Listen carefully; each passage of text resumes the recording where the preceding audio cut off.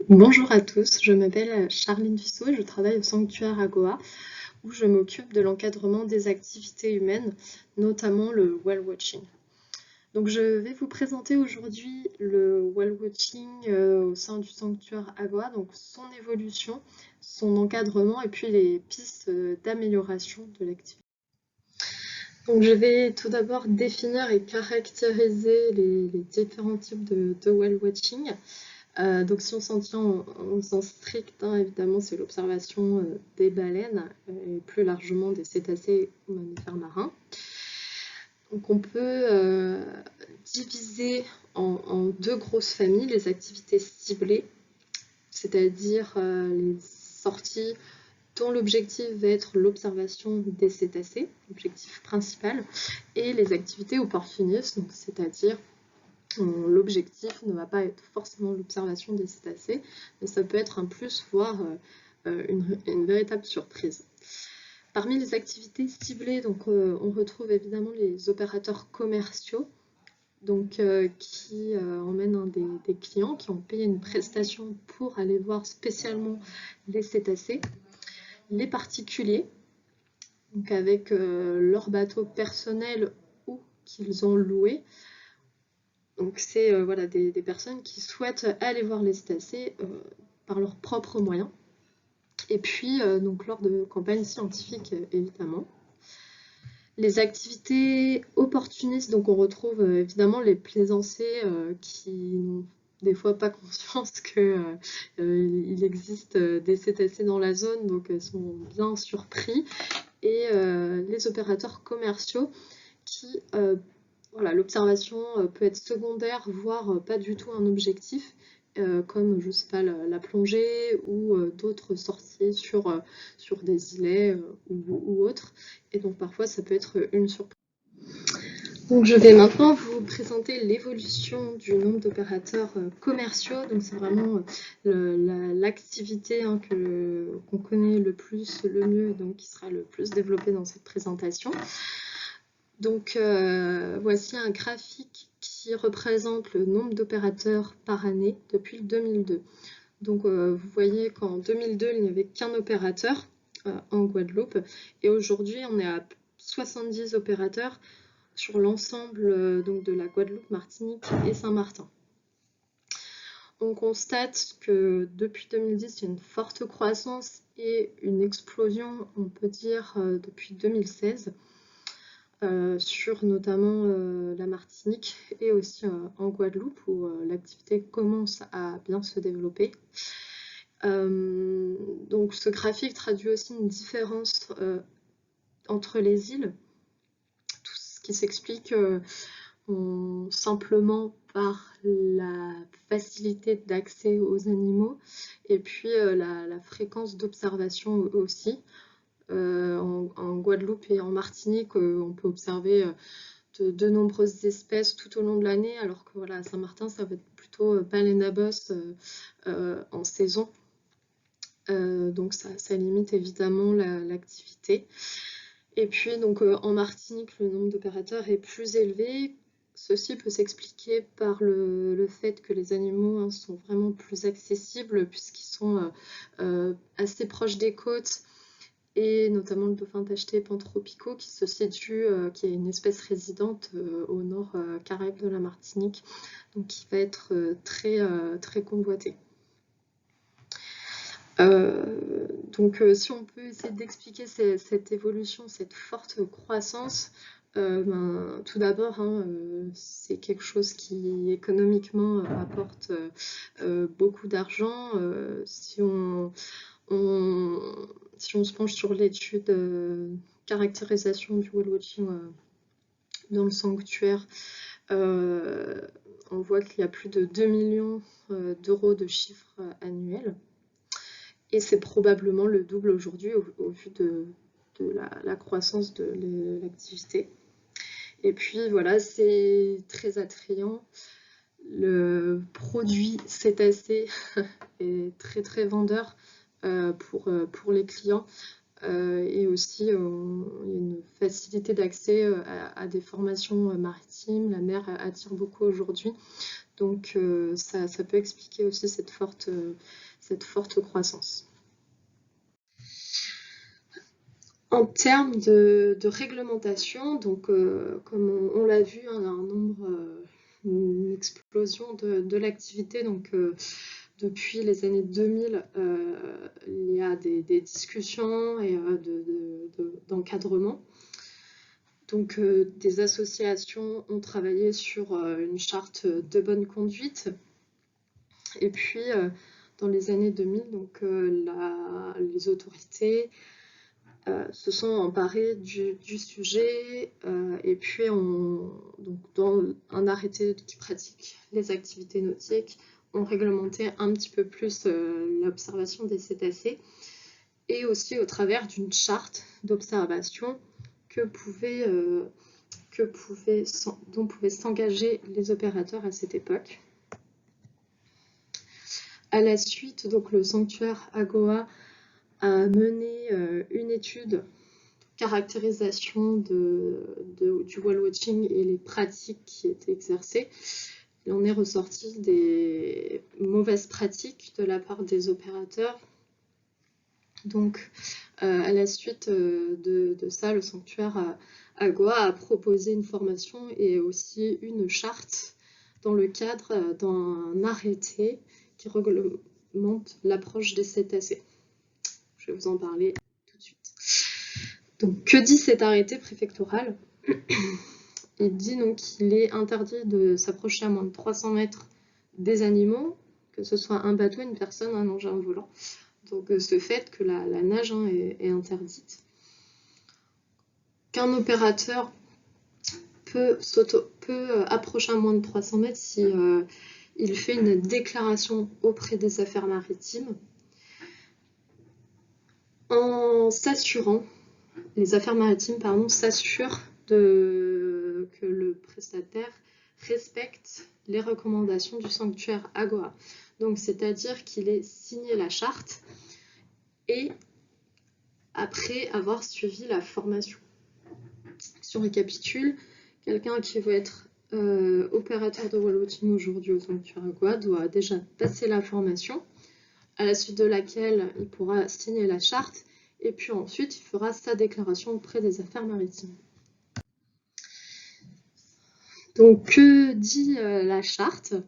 Donc, tout d'abord, il y a 10 engagements que le prestataire doit respecter, enfin s'engage à respecter. Donc, il doit avoir à chaque sortie à bord une personne formée par le sanctuaire AGOA.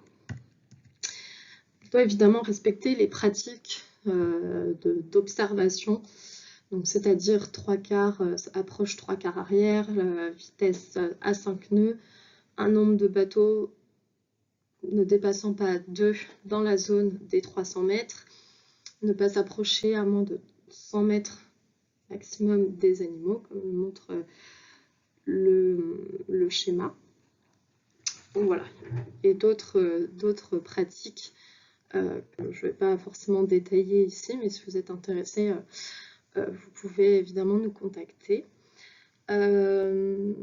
Donc, pas d'utilisation de moyens aériens, donc drones ou autres moyens pour détecter les animaux. Diffuser un message de sensibilisation sur l'environnement marin et les cétacés, et puis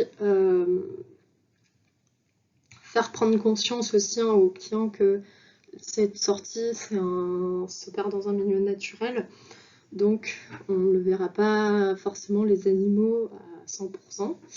Il peut y arriver des fois qu'on ne puisse pas les observer, donc faire prendre conscience aux clients de cela. Proposer plutôt des sorties naturalistes que vraiment axées sur les animaux. Ça permet d'une part de s'enlever un poids sur je dois absolument trouver des animaux, et puis aussi d'élargir la clientèle, enfin d'élargir, on va dire, la sensibilisation à l'environnement marin.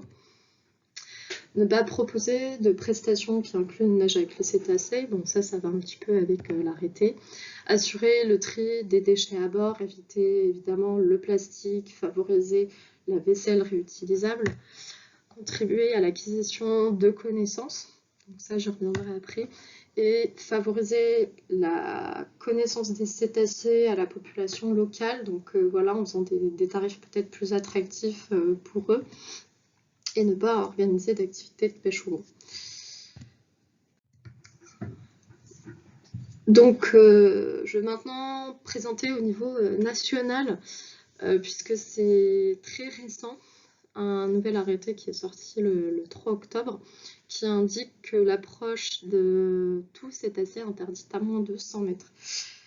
Donc, ce qui pour nous change un peu, puisque avant dans la charte autorisait l'approche à moins de 50 mètres des dauphins et 100 mètres des grands cétacés.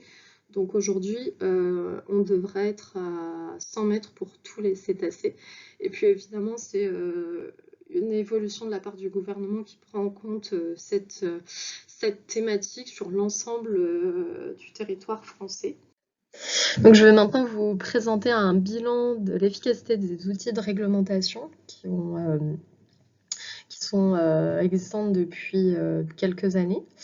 Donc voilà, cette réglementation, donc l'arrêté, la charte ont été élaborés dans le but d'améliorer la qualité du whale watching et puis d'en contrôler un petit peu son évolution. Donc on se rend compte que les différentes approches, règles d'approche, sont plutôt bien respectées et tendent à être mieux respectées, même s'il y a encore des choses à améliorer avec les opérateurs, notamment le nombre de bateaux sur zone qui dépasse souvent 2 bateaux et donc peut être très stressant pour les animaux. Donc ces outils n'ont malheureusement pas eu l'effet compté, c'est-à-dire la limitation du nombre d'opérateurs, puisqu'elle est en constante augmentation depuis 2016. On se rend compte également qu'il y a un manque de communication et de sensibilisation des plaisanciers et loueurs de bateaux qui peuvent arriver parfois, on peut dire même souvent sur les zones d'observation avec les opérateurs commerciaux et ne connaissant pas les règles d'approche, un peu vraiment déranger les animaux. Et enfin, donc un manque de contrôle de la réglementation, mais aussi de l'évaluation de la charte. Ce sont des choses qui sont évidemment initiées, mais encore vraiment à améliorer. Et enfin, donc je vais vous présenter les pistes d'amélioration auxquelles nous travaillons en ce moment et nous allons travailler à l'avenir. Donc au niveau local, nous avons en cours un projet de sciences participatives dont le but est aux opérateurs de nous retranscrire leurs observations donc via l'utilisation d'Obs en mer du mode expert sur la tablette. Donc voilà, ce projet a aussi pour but de garder un lien avec eux et d'établir un lien de confiance, puisque nous souhaitons aussi évidemment faire des bilans annuels ou biannuels sur leurs observations. Ils pourront aussi faire un bilan de leurs observations personnelles. C'est vraiment un projet coopératif. Nous réfléchissons également à la création d'une zone de quiétude pour les cétacés, c'est-à-dire une zone dans laquelle il y aura des réglementations spécifiques, comme par exemple l'interdiction de naviguer dans une zone jusqu'à telle heure ou une partie de l'année selon l'espèce. Donc voilà, ce genre de réglementation qui sera basée évidemment sur une étude qui déterminera les zones fonctionnelles des cétacés, l'utilisation de l'espace par les cétacés. Donc cette étude commencera début 2021. Nous Nous travaillons également sur l'accompagnement et le renforcement du contrôle. Nous n'avons pas au sein du sanctuaire d'agents de contrôle. Donc nous travaillons avec les affaires maritimes notamment pour améliorer le nombre aussi de contrôles et la qualité, puisque c'est pas quelque chose c'est quelque chose plutôt de nouveau, donc qui doit se construire aussi. Et puis donc à court moyen terme, donc nous allons renforcer la communication et la sensibilisation dans les marinas, et nous pensons aussi à mettre en place un médiateur sur l'eau pour faciliter, on va dire, les échanges entre les opérateurs et avec les plaisanciers, qui permettra de dire, toi ça fait 20 minutes que tu es sur zone, tu dois t'en aller, laisser la place à un tel, etc. Et puis aux plaisanciers aussi d'être informés sur les règles d'observation. Enfin, donc pour pallier aussi à la charte, et puis on voit que la charte est obligatoire, hein, puisqu'elle rentre dans cette réglementation locale. Nous souhaitons développer évidemment aussi un label de qualité dans le cadre de Carimum, qui va aller plus loin que la charte, et surtout avec un aspect évaluation qu'il n'y a pas encore vraiment dans la charte. Et donc enfin au niveau national, puisqu'on voit aujourd'hui que le nombre d'opérateurs sur chaque territoire augmente, nous travaillons notamment avec une association des opérateurs en Martinique sur la reconnaissance de l'activité de whale watching comme un métier, qui pourra donc aboutir dans les années futures à un système de licence pour vraiment limiter le nombre d'opérateurs acceptables pour le milieu. Je vous remercie de votre attention, et si vous avez des questions, n'hésitez pas à nous contacter. Au revoir.